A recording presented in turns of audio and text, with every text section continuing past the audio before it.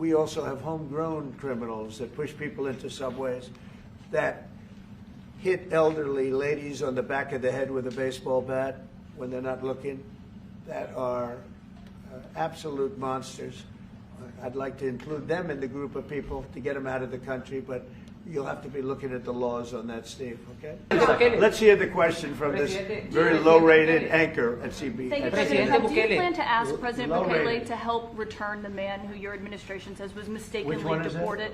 The man who was mistakenly deported to El Salvador? Well, let me ask Pam, would you answer that question? Sure, President. First and foremost, he was illegally in our country. He had been illegally in our country. And in 2019, two courts, an immigration court and an appellate immigration court, ruled that he was a member of MS-13 and he was illegally in our country. Right now, it was additional paperwork had needed to be done. That's up to El Salvador if they want to return him. That's not up to us. The Supreme Court ruled, President, that if, as El Salvador wants to return him, this is international matters, foreign affairs, if they wanted to return him, we would facilitate it, meaning provide a plane. So will you return him, President And you are doing a great job. Thank you. Stephen Miller, wait a minute. Can you just also respond to that question? Because, you know, it's asked by CNN, and they always ask it with a slant, because they're totally slanted because they don't know what's happening. That's why nobody's watching them. But would you answer that question also, please? Yes, gladly. So, as Pam mentioned, there's an illegal alien from El Salvador. So, with respect to you, he's a citizen of El Salvador. So, it's very arrogant even for American media to suggest that we would even tell El Salvador how to handle their own citizens as a starting point. As two immigration courts found that he was a member of MS-13. When President Trump declared MS-13 to be a foreign terrorist organization, that meant that he was no longer eligible under federal law, which I'm sure you know, you're very familiar with the INA, that he was no longer eligible for any form of immigration relief in the United States. So we had a deportation order that was valid, which meant that under our law, he's not even allowed to be present in the United States and had to be returned because of the foreign terrorist designation. This issue was then, by a district court judge, completely inverted, and a district court judge tried to tell the administration that they had to kidnap a citizen of El Salvador and fly him back here. That issue was raised to the Supreme Court, and the Supreme Court said the district court order was unlawful and its main components were reversed 9-0 unanimously, stating clearly that neither Secretary of State nor the President could be compelled by anybody to forcibly retrieve a citizen of El Salvador from El Salvador, who again is a member of MS-13, which, as I'm sure you understand, rapes little girls, murders women, murders children, is engaged in the most barbaric activities in the world, and I can promise you if he was your neighbor, you would move right away. So you don't plan to ask for anything to get him back? And what was the ruling in the Supreme Court, Steve? Was it 9-0? Yes, it was a 9-0 in our favor. In our favor, against the district court ruling, saying that no district court has the power to compel the foreign policy function of the United States. As Pam said, the ruling solely stated that if this individual, at El Salvador's sole discretion, was sent back to our country, that we could deport him a second time.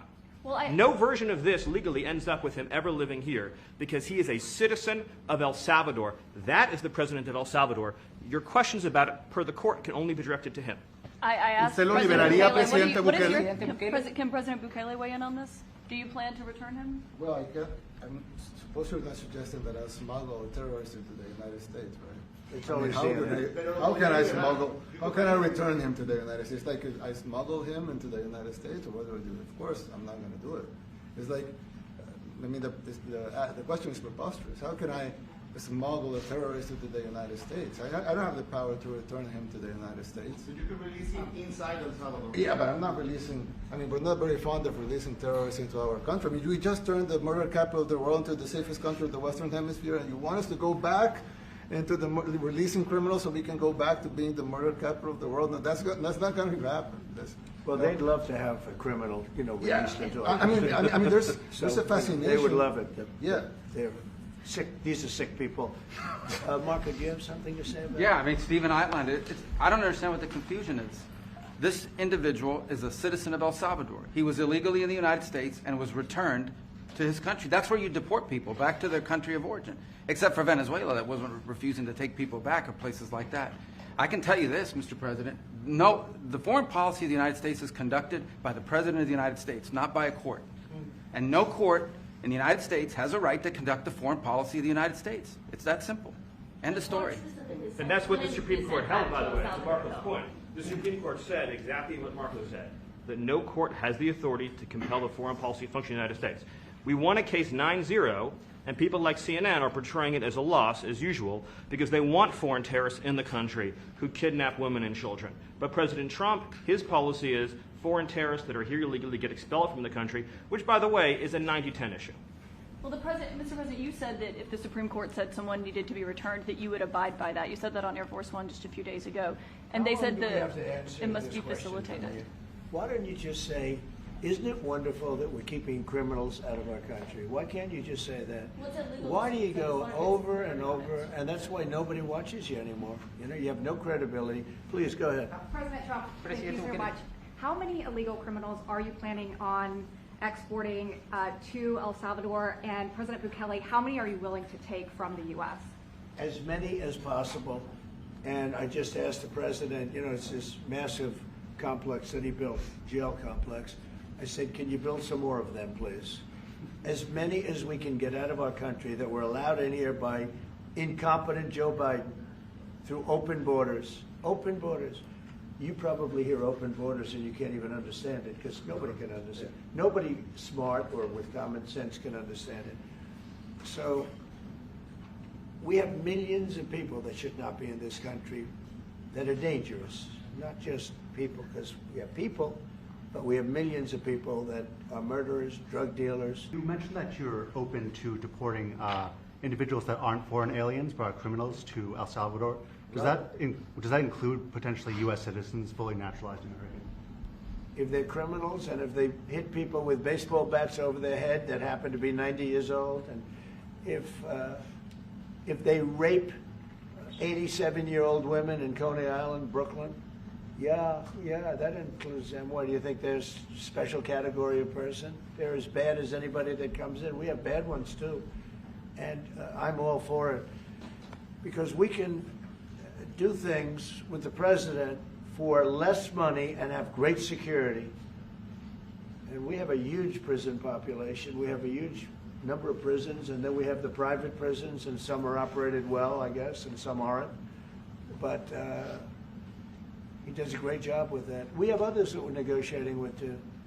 But no, if it's a homegrown criminal, I have no problem. Now, we're studying the laws right now. Pam is studying. If we can do that, that's good. And I'm talking about violent people. I'm talking about really bad people. Really bad people. Every bit as bad as the ones coming in. And I made the statement when I heard about this a long time ago now, 4 years ago. When I heard that this guy was having open borders, I said every single criminal from all over the world is going to be dumped into our country. And that's what happened. Jails. The jails of the Congo were emptied out. The jails of Venezuela were emptied out. And you know what happened? Their crime went way down. But now Venezuela has other problems. You know what the problem is? They have no money. Yeah. Because I shut off their oil, and we put secondary tariffs because they're not doing what's right over there. They know what to do. We spoke to them. I spoke to them. They know what to do.